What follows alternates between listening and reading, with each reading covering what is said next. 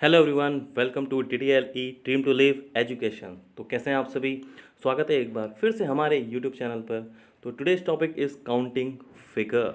Okay, counting figure में भी हमने पार्ट 1 में हमने कवर किया था ट्राइंगल को, कि नंबर ऑफ ट्राइंगल किस तरह से फाइंड आउट किए जाते हैं, उसके अलग अलग अपने टाइप्स देखे थे। आज हम जिस टॉपिक की बात करने जा रहे हैं उसमें हम स्क्वायर एंड रेक्टेंगल को कवर अप करने वाले हैं। क्लियर? ओके, तो बिना किसी तरीके शुरुआत करते हैं इस धमाकेदार सेशन की शुरुआत।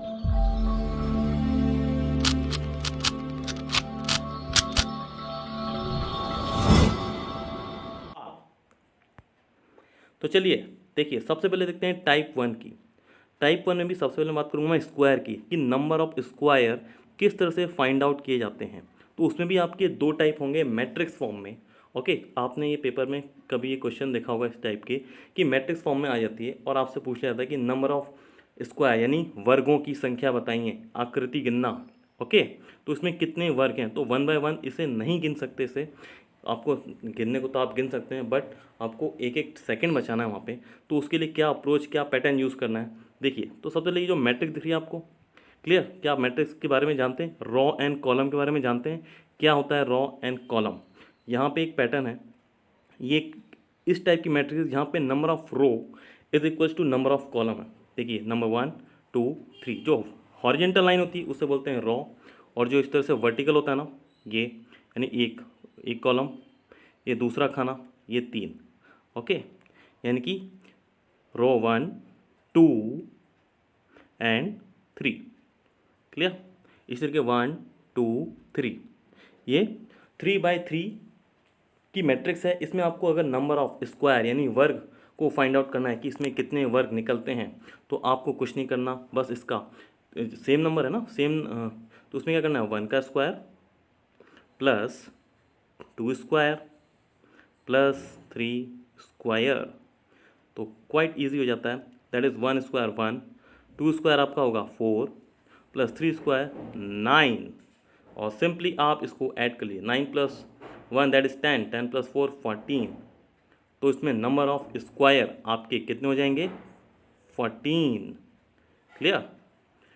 ओके, और देखिए इसी से मिलता जुलता एक और एग्जांपल देखिए, इसी टाइप से, जहां आपके number of row and column आपके इक्वल हैं। जैसे कि यहाँ पे नंबर ऑफ रो कितनी बाय कितनी की है, 1 2 3 4, 1 2 3 एंड 4।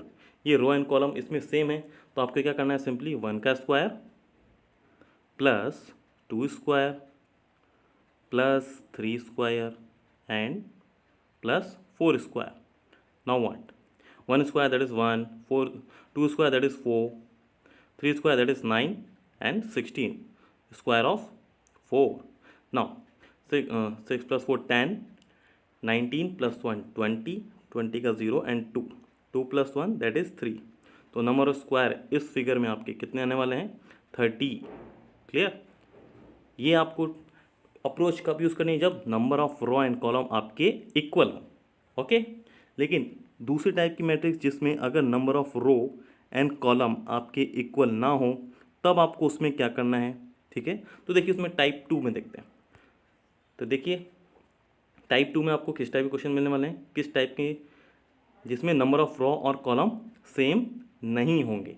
क्लियर? जैसे इस मैट्रिक्स को देखिए, इसमें नंबर ऑफ रो कितनी दिख रही है, 1 2 3 4 एंड 5, और 1 2 3 ये आपके कॉलम है।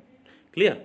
तो इस टाइप के क्वेश्चन को सॉल्व करने के लिए जिसमें रॉ और कॉलम आपके इक्वल नहीं है, तो उसके लिए आपको क्या करना है, तो देखिए यहाँ पे मैक्सिमम नंबर क्या दिख रहा है आपका, 5, और यहाँ आपका मैक्सिमम नंबर क्या दिख रहा है, दैट इज़ 3। तो उसको इस तरह से लिख लीजिए, 5 मल्टीप्लाई बाय 3, दोनों के मैक्सिमम नंबर लिख लीजिए। चाहे 5 इंटू 5 इंटू 3 लिखिए या 3 इंटू 5 लिखिए, है ना, डजेंट मैटर। नाउ अब क्या करना है, उसी के नीचे उसका जस्ट प्रीवियस नंबर लिखते जाए। जैसे 5 का प्रीवियस नंबर यानी बिफोर दैट इज़ 4, मल्टीप्लाई 3 का बिफोर दैट इज़ 2। क्लियर? इसी तरीके से 4 का बिफोर दैट इज़ 3, मल्टीप्लाई 2 का बिफोर क्या है आपका 1। इसी तरीके, और ये कब तक चलते जाना है, जब तक आपका 0 ना आ जाए, दोनों में से किसी एक में, चाहे तो यहाँ या फिर यहाँ। क्लियर? तो 3 का before that is 2 multiply by 1 का बिफोर 0, दोनों में से कहीं एक में 0 आ गया ना, बस आपको वहीं स्टॉप हो जाना है, ठीक है। नाउ ऐड देम, सॉरी पहले मल्टीप्लाई और फिर इन सब का समेशन। 5 3 ज़ा 15 यानी 5 3 15, 4 2 ज़ा दैट इज़ 8, 3 1 ज़ा 3, और ये तो आपका 0 होने वाला है, क्लियर। नाउ ऐड देम, कितना हो जाएगा आपका, देखिए 8 + 5 दैट इज़ 13, 14 15 16 दैट इज, और 3 आउट करेंगे तो 16, 16 का 1 और एक यहाँ कैरी जुड़ जाएगा तो हासिल 1 + 1 दैट इज़ 2। तो नंबर ऑफ स्क्वायर इस फिगर में इस मैट्रिक्स में कितना आने वाला है, 26। ओके, क्या पैटर्न है, आप समझ पाए इसको, क्लियर। एक और एग्जांपल इसको समझिए, देखिए जैसे यहाँ पे क्या है, number of row and column, again एक बार और इसको और अच्छे से समझ लेते हैं। नंबर ऑफ रो देखिए यहाँ पे कितनी है, 1 2 3 4 5, ये तो है आपकी रोज। कॉलम कितने हैं, 1, ये 2, ये 3 और 4, यानी 5/4 की मैट्रिक्स है। तो अगेन सबसे मैक्सिमम नंबर रो और कॉलम के 1 बाय 1 लिख लीजिए, जैसे यहाँ पे लिखा मैंने 5 मल्टीप्लाई बाय, और इसका क्या है 4, रो एंड कॉलम का। फिर क्या करना है आपको, जस्ट बिफोर नंबर लिख देना, जैसे 5 का बिफोर दैट इज 4, 4 का बिफोर दैट इज 3, फिर 4 का बिफोर 3 और 3 का 2, इसी तरीके से 3 का 2 मल्टीप्लाई बाय 2 का बिफोर 1, जब तक जाना है जब तक दोनों में से किसी एक में 0 ना आ जाए। तो यहाँ आ गया 2 का बिफोर 1 और यहाँ पर आ गया आपका क्या, 1 का बिफोर 0। नाउ 5 4 जा दैट इज 20, 5 4 जा दैट इज 20, 4 3 जा आपका 12 और 3 2 जा 6, 2 1 जा 2, और ये तो आपका 0 ही है। नाउ ऐड देम, कितना आ गया यहाँ पे, 6 + 4, ये तो आ गया आपका 10, इस तरीके से 10 का 0 और यहाँ 1 कैरी, कितना हो गया 2 3 4 दैट इज़ 40। तो नंबर ऑफ स्क्वायर यहाँ पे कितने आने वाले हैं, दैट इज़ 40, क्लियर। ओके, तो दोनों ही मेथड आपको क्लियर हो चुके हैं कि जब कब मैट्रिक्स फॉर्म में अगर रो एंड कॉलम इक्वल हो तो क्या करना है, और रो और कॉलम इक्वल ना हो तो आपको क्या करना है। जब इक्वल होते हैं तो जो मैक्सिमम नंबर होता है उसी को, जितने भी नंबर ऑफ रो या कॉलम होते हैं उन्हीं का स्क्वायर करके उनको ऐड कर देना है। और जब रो और कॉलम इक्वल ना हो तो आपको ये अप्रोच यूज़ करनी है जो इस वक्त आप स्क्रीन पर देख पा रहे हैं। ओके, तो चलिए इसके कुछ और नए टाइप देखते हैं। टाइप देखिए क्या कहता है, देखिए एक स्क्वायर देख रहे हैं, इस स्क्वायर के अंदर देखिए क्या दिख रहा है यहाँ पे, एक प्लस, ये एक मैट्रिक फॉर्म भी है, क्लियर। देखिए इसमें एक बार देख लीजिए, इसमें कॉन्सेप्चुअली देख लीजिए होता है क्या। देखिए ये 1 है, इसमें नंबर ऑफ स्क्वायर देखिए 1 2 3 4 और ये 5, ये टोटल 5, इसके अंदर कितने हैं स्क्वायर हैं, क्लियर। या इसको टाइप 1 से भी सॉल्व करने जाएंगे ना, क्योंकि ये 2/2 की मैट्रिक्स है ना ये, जिसमें रो एंड कॉलम सेम है, तो टाइप 1 से भी सॉल्व हो जाएगा। तो सीधा सीधा देखा जाए तो आप हमेशा याद रखिए कि इसमें नंबर ऑफ स्क्वायर कितने होते हैं 5। कैसे, जब भी आपको एक स्क्वायर दिख जाए और उसके अंदर ऐसा प्लस दिख जाए तो आप हमेशा समझिए उसका नंबर ऑफ स्क्वायर उसके अंदर कितने आने वाले हैं, वर्ग कितने आने वाले हैं 5, क्लियर। तो इसको एज ए आइडेंटिटी याद कर रख लीजिए, कहीं भी आपको ऐसा फिगर मिल जाए किसी एडजॉइनिंग फिगर के अंदर तो हमेशा याद रखिए इसका मतलब तो 5 हो गए, 5 वर्ग हो गया इसका। कैसे, जैसे इसको इस क्वेश्चन से और अच्छे समझते हैं। देखिए जो इसके यूज हो जाएंगे तो ये तो बहुत आसान से कर लेंगे। ये देखिए ये 5 ये 5 ये 5 हो गया 15 आंसर। कैसे, जरा देखिए,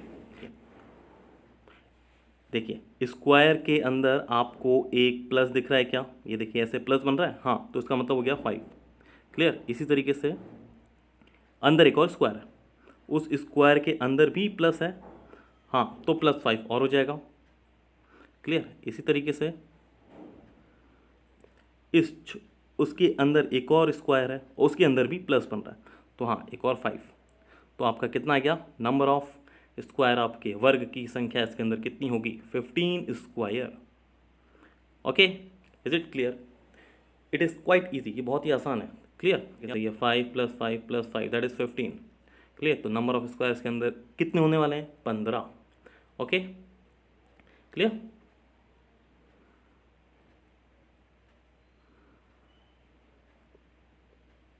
चलिए कुछ और क्वेश्चन देखते हैं इसमें।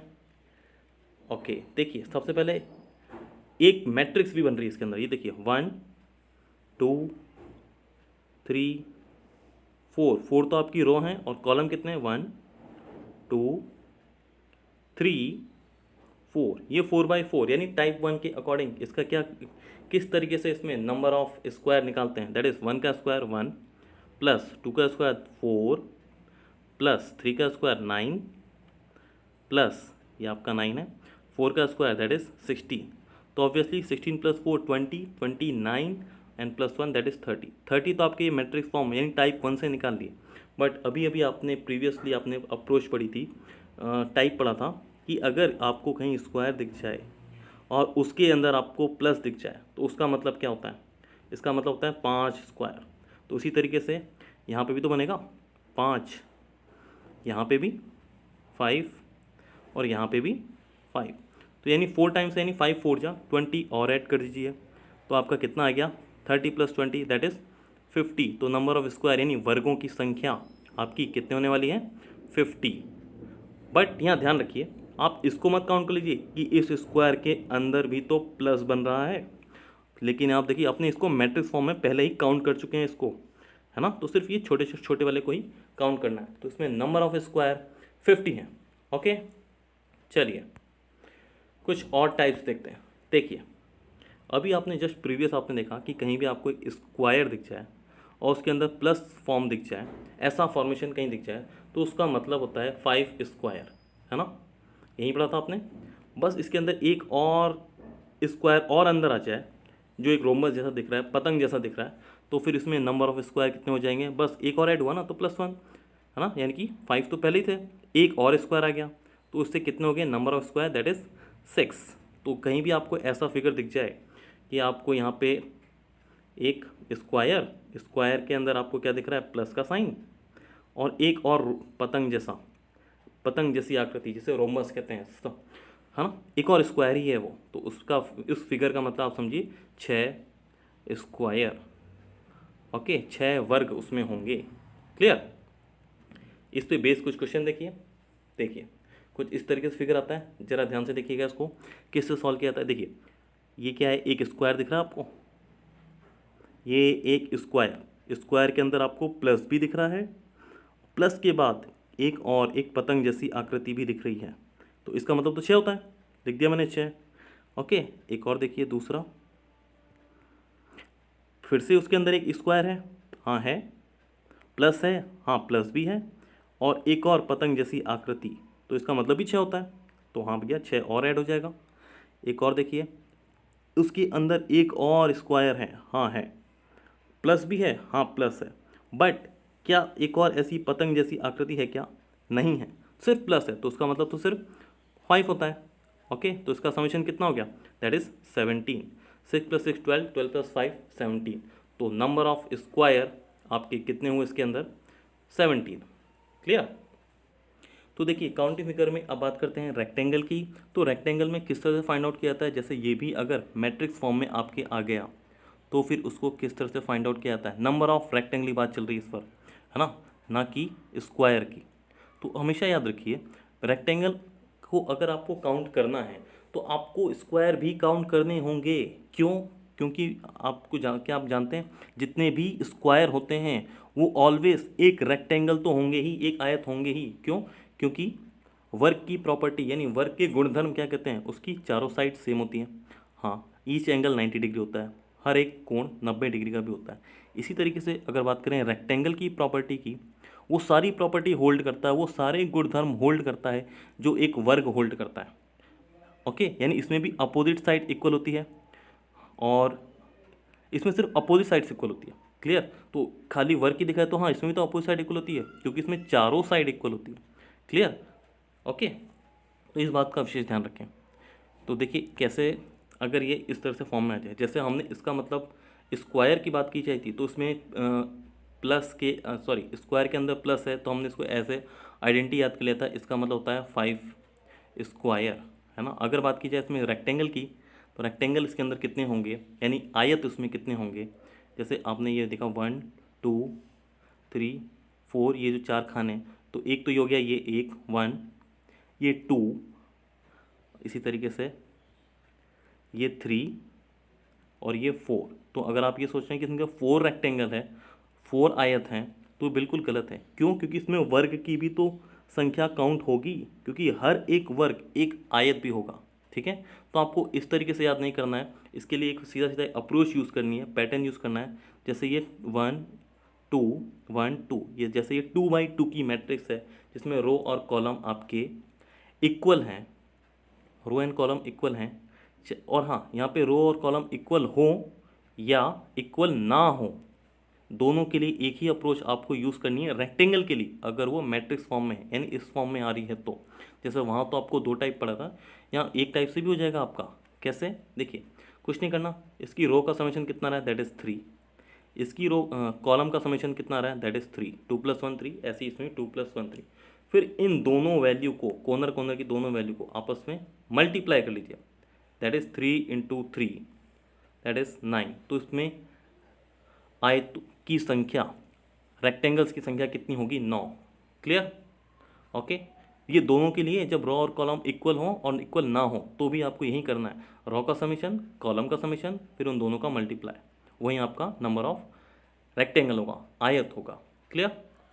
जैसे एक और देख लीजिए आप, इसमें इसमें भी आपका क्या, जैसे 1 2 3, इसे 1 2 3, यहाँ भी आपका रो एंड कॉलम इक्वल है, तो ऑब्वियसली इसका समेशन कितना आ रहा है, 3 + 2 5 + 1 दैट इज 6, और इधर भी आपका 6 आने वाला है। फिर क्या करना है, फिर क्या करना है, इन दोनों को मल्टीप्लाई, 6 6 ज़ा 36, नंबर ऑफ रेक्टेंगल कितने हो जाएंगे इसमें, 36। ओके, अच्छा मैं एक ऐसा एग्जांपल देता हूँ उसमें रो एंड कॉलम इक्वल नहीं हो, रो और कॉलम इक्वल नहीं हो, जैसे ये दिख रहा है इसमें, इसमें 1 2 3, 3 तो रो हैं और कॉलम कितने हैं, 1 2 3 4 5 6, 6 कॉलम है।